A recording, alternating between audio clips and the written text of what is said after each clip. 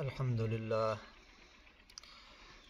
للہ وکفا والصلاة والسلام علی من لا نبی بعدہ اما بعد فاعوذ باللہ من الشیطان الرجیم بسم اللہ الرحمن الرحیم ان الصلاة كانت علی المؤمنین کتابا موقوتا صدق اللہ العظیم وصدق رسولہ النبی الصادق الامین ونحن على ذلك لمن الشاہدین والشاکرین والحمد للہ رب العالمین۔ محترم سامعین، آج سے ہم دین اسلام کے حوالے سے اس چینل اور ویڈیو کا آغاز کر رہے ہیں۔ انشاءاللہ بالترتیب ہم 5 اور 7 منٹ کا ڈیلی کا درس آپ کو شیئر کرتے رہیں گے۔ ہم مسلمان ہیں۔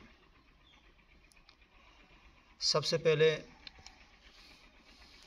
جس چیز کا میں ذکر کروں گا وہ ہے ایمان کے بعد نماز۔ نماز دین کا اہم ستون ہے۔ اللہ رب العزت اس کائنات کے خالق و مالک ہیں۔ معبود ہونے کی حیثیت سے جو عبادات انسان پر لازمی قرار دی گئی ہیں ان سب میں اہم نماز ہے۔ تو ہم نماز کو بالترتیب دلائل کے ساتھ امام الانبیاء حبیب کبریہ جناب حضرت محمد صلی اللہ تعالیٰ علیہ وسلم کے فرمان سے قرآن و سنت کی روشنی میں نماز کو بالترتیب، نماز کے اوقات ہیں، رکوع ہے، سجدہ ہے، نیت ہے، اس کے فرائض ہیں، اذان ہے، یعنی جتنے بھی مسائل ہیں نماز کے ہم ان کو آپ صلی اللہ علیہ وسلم کے فرمان سے اور قرآن کے آیات سے ہم ان کو ثابت کرتے جائیں گے۔ اس لیے جتنی بھی عبادات انسان پر لازم قرار دی گئی ہیں ان سب میں اہم نماز ہے۔ انسان دن میں 5 مرتبہ سر بسجود ہو کر اپنے عابد اور اللہ تبارک و تعالیٰ کے معبود ہونے کا اقرار کرتا ہے۔ قرآن کریم میں نماز کا صراحتاً تذکرہ تقریباً 109 بار کیا گیا ہے۔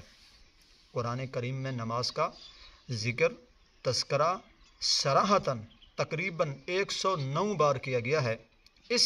اسی اہمیت کے پیش نظر نماز کو بہت عظیم درجہ دیا گیا ہے۔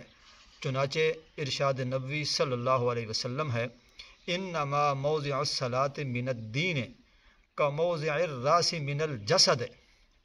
نماز کا مقام دین میں ایسا ہے جیسا کہ سر کا مقام جسم میں ہوا کرتا ہے۔